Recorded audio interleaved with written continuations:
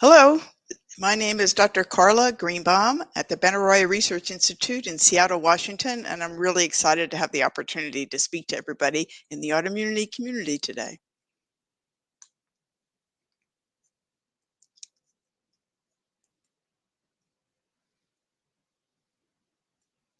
And there we've got my slides. Again, thank you very much for the opportunity to speak to you today. I was asked to talk a little bit about how you can understand complex research. And I'm going to use the example of the prevention of autoimmune type 1 diabetes. Next slide, please. And I really want to say that it's pretty exciting that we're having this conversation from the Benaroya Research Institute because our whole institute is devoted to autoimmune diseases. So just like the autoimmunity community, even though what I'm going to talk to you today about a lot is type 1 diabetes, at BRI we really study and try to find ways to prevent, predict, and cure all autoimmune diseases. Next slide. What we're going to cover today is a little bit of a big picture overview of how I think about research, and then provide a couple of examples in predicting disease, changing disease course with disease modifying therapy, and throw out an idea that perhaps this is heralding a new paradigm for autoimmune diseases. One of the things that's important to realize when I think about the idea about complex research is there is no absolute truth in science. Most things that we know now will be disproven in the future. And yet, the exciting part is that we do make scientific advances that really do help improve people's lives. I always keep in mind, however, that most ideas are wrong. Most of the experiments we do fail, although it's still a privilege to be a researcher, and we do make significant progress.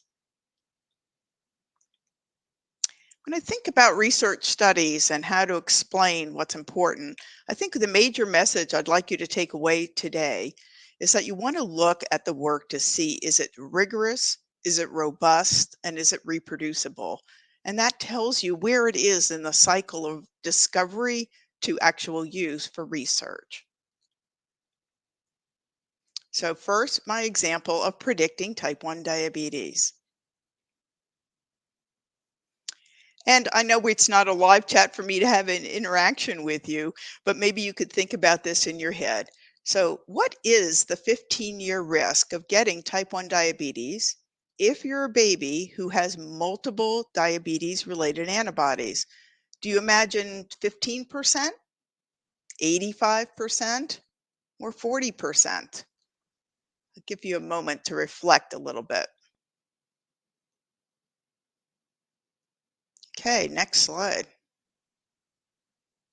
Similarly, I'd like you to reflect on this fact. So if you're this mom, and I don't know if anybody here has children who roll their eyes like this, but I lived through those teenage years as well. But her 10-year-old son has diabetes, and mom wants to know if her teenage daughter is at risk. So what is the risk in family members as compared to the general population? 15-fold increased risk? No difference? Or a 3 times increased risk? Now, I put these examples here because what I'm trying to say is I can tell you these answers, but your job when you're trying to understand research is to try to figure out how robust, how true are the answers that I'm giving you. Next slide. So, I'm going to tell you, we definitely can predict who is going to get type 1 diabetes. The question is, how do you know that what I'm telling you is true? Next slide. So let me walk you through this slide a little bit. This is data from 3 different countries, the US and in Germany and in Finland, where they followed almost 600 babies who had multiple antibodies and watched over time to see what happened with them.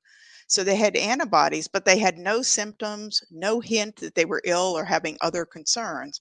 But just following them over time, what was found is that 85% of them, so almost 9 out of every 10 people with multiple antibodies, got clinical diabetes by 15 years later.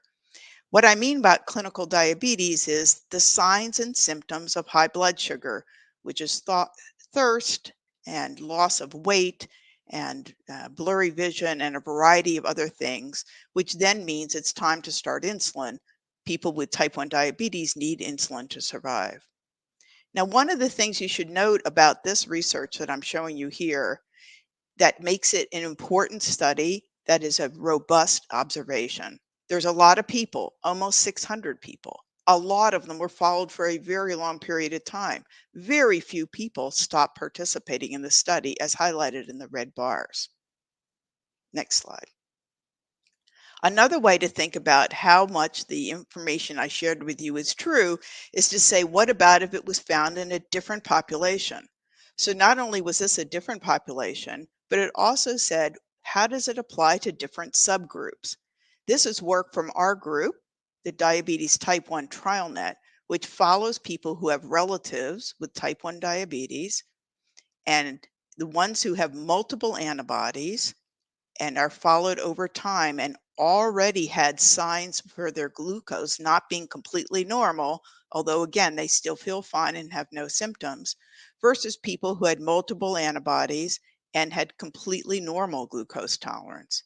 Here you can see the 5-year risk of getting clinically apparent type 1 diabetes and requiring insulin was more than 70% in people with the abnormal glucose and 35% over 5 years with the people that had normal glucose tolerance. Again, what are the key points to look at when you look at information like this? Note the number of people. Here there's more than 3,000 people, and they have been followed for a while. Note also the shape of these curves. Even though I've highlighted what happens at 5 years, I would have a different number if I'm saying how many people have gotten diabetes at 2 years. But you can also see that the slope of these lines continue to go upwards. So it's very consistent with the information I told you on the last slide about the number of babies who got diabetes within that 15-year period. Next slide. Similarly, you can take that same information and say, what about age? So again, we're looking for consistency. Here you can see again, people with multiple antibodies that are completely not with symptoms at the time they start. If you follow them over time, how many of them are developing type 1 diabetes? And here you can say the rate of developing diabetes differs by age, but all these different populations all have the same trend. In other words, if you have multiple antibodies, you will get type 1 diabetes. Next.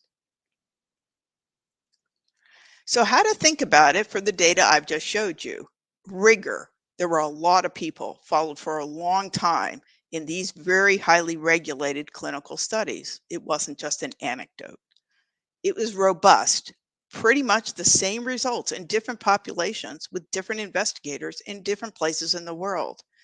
And reproducibility. Critically important, these same results have been found over time, actually for many decades, and in different spaces, meaning different countries. So this is very robust observation. Next.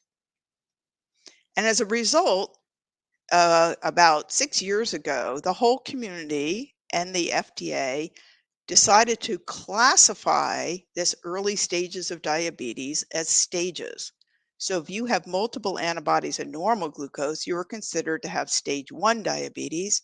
And at stage 2, multiple antibodies and abnormal glucose. Again, both of those stages are people with no symptoms. And stage 3 is what we used to think was just newly diagnosed type 1 diabetes. So the concept here was that multiple antibodies, essentially all, will develop clinical diabetes. Now, I put a box around the word essentially all because nothing in medicine or life for that matter is 100%. There are probably some people with multiple antibodies that do not progress. But as I've showed you, huge amounts of data from many places over many years have suggested that this is really the consequence of having multiple antibodies. Next. This is actually shown here in a stylized ribbon about the progression of diabetes that we made in TrialNet. It illustrates that everybody who develops diabetes, frankly, in any other autoimmune disease, has some type of genetic risk. But few people who have genetic risk go to the next step, which is that the immune system is activated against the insulin producing cells. Even fewer get an immune response, that is, develop an antibody that indicates there's an attack on the insulin producing cells. But once you get to stage one, that is, you have multiple antibodies, notice the line is flat. So when you have stage one, you will get stage two and eventually stage three disease. And so we now consider stage one diabetes as actually the first manifestation of actually having a disease that's asymptomatic without having any symptoms. Just like you have high blood pressure, we treat that to prevent you having a stroke or heart attack, even though you have no symptoms. Our aim is to treat people at early stages to prevent them from getting clinical disease. Next slide. What about examples in changing the disease course with disease modifying therapy? Next slide. Since these slides aren't animated, kind of messed up, but disease modifying therapy is all about moving from treating symptoms of the disease, that is the high blood sugar, to treating the underlying disease, the immune system. Next slide. For many of you are probably too young to know that for people with rheumatoid arthritis, this was the most frequent consequence I used to see in clinical practice. And people were treated with medications to reduce the pain and discomfort of having the disease. But it wasn't treating the underlying disease as we do now.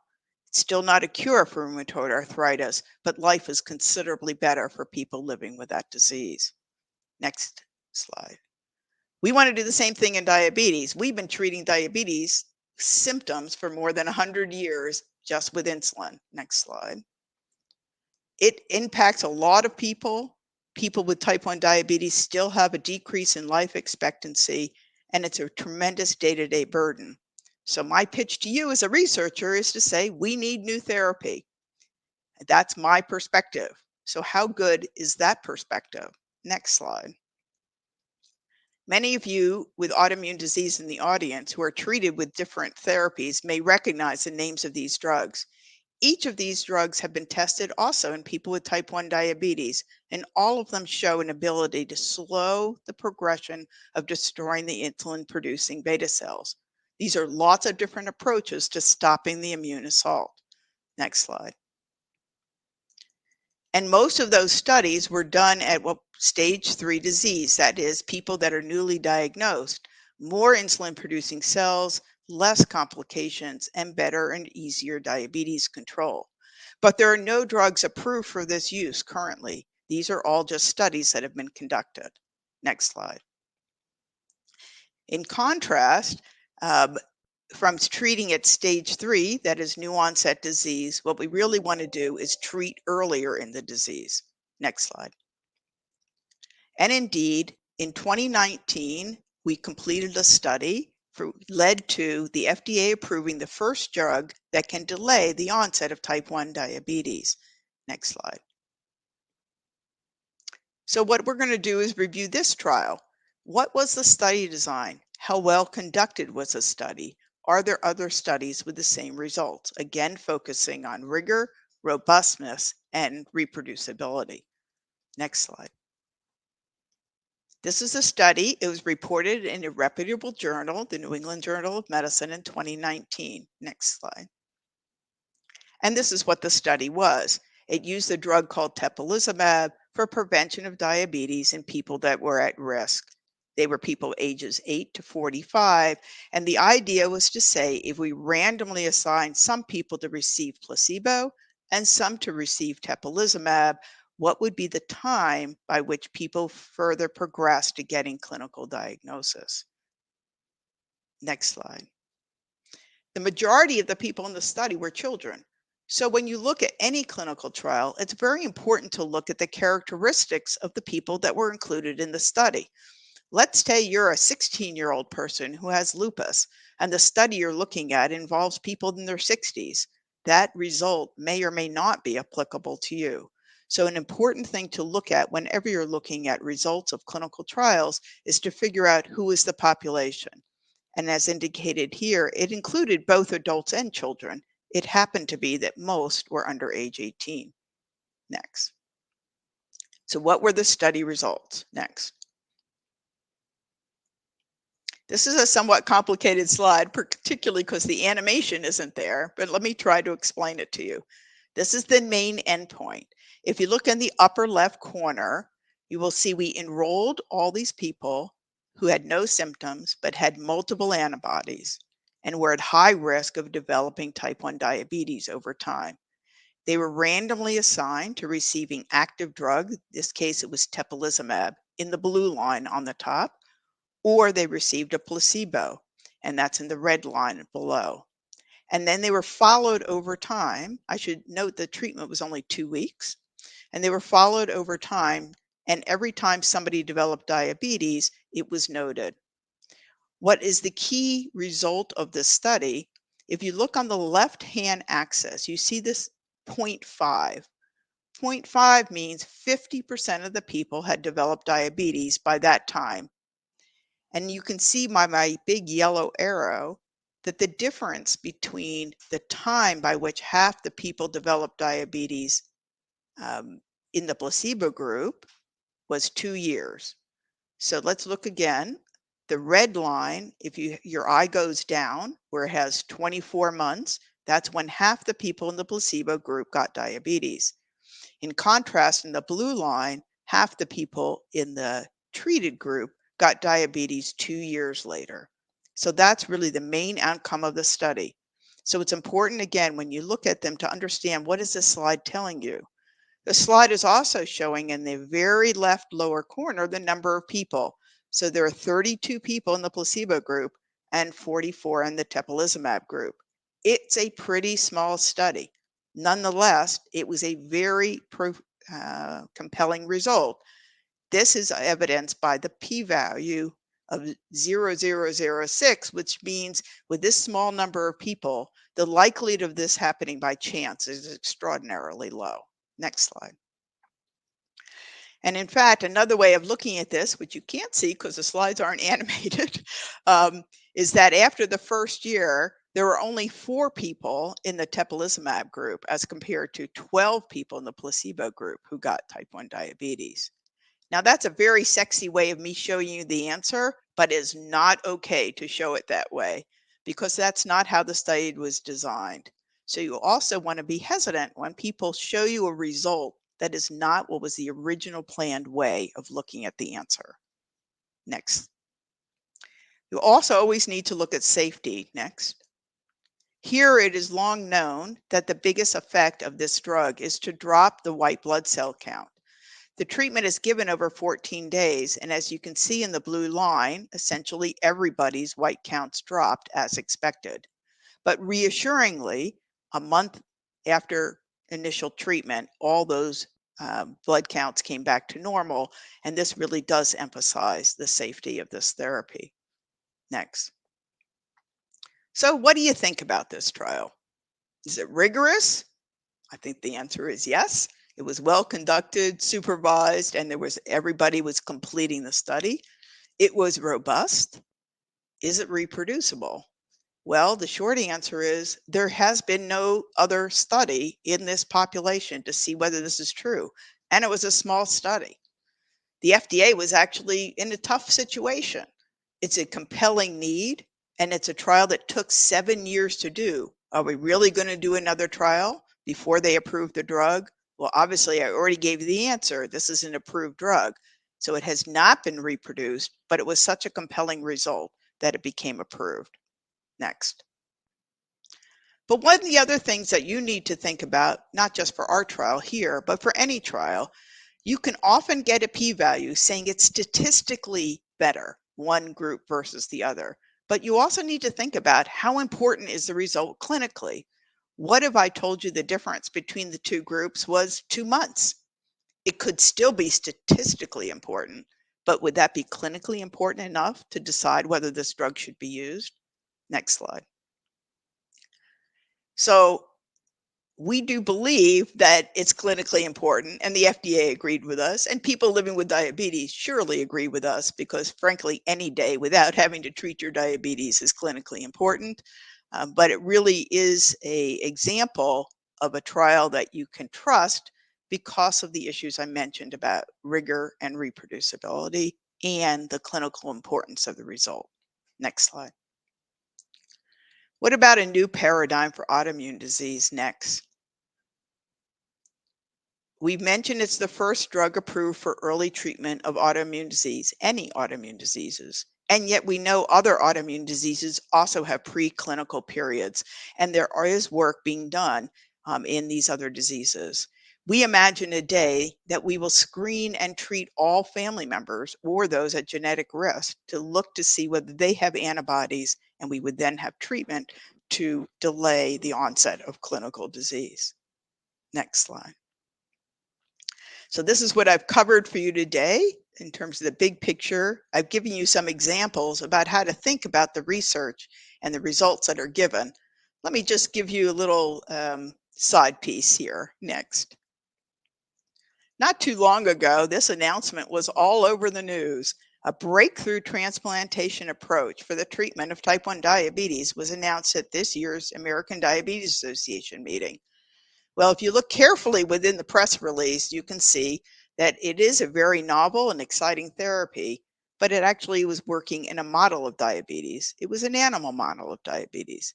As a researcher, this is a super important step because it is an important step before you go on to do any clinical trials to see it works in patients. But probably most of you know that there's often a big leap between results in animal studies and results in people. So when you see a headline, be sure that you look down into the details and see what this study is actually reporting. Next slide. There are lots of ways to learn more. In terms of the prediction and prevention of diabetes, I would urge you to go to trialnet.org, which explains the different studies, the risk, and other studies that are ongoing. You can often get information about type 1 diabetes and other autoimmune diseases at benaroyaresearch.org, but obviously you could also go to respected other organizations such as the American Diabetes Association for Diabetes or the Rheumatologic Societies for other diseases, and also Breakthrough Type 1 Diabetes, which is what's now the new name for JDRF. Next slide. So I'm pleased to have given the talk on behalf of myself and my colleagues at the Center for Interventional Immunology at Benaroya Research Institute, where Sandra Lord is the clinical director and Kate Speak is the scientific director. Thank you very much for your attention. I don't know whether we have opportunities for questions.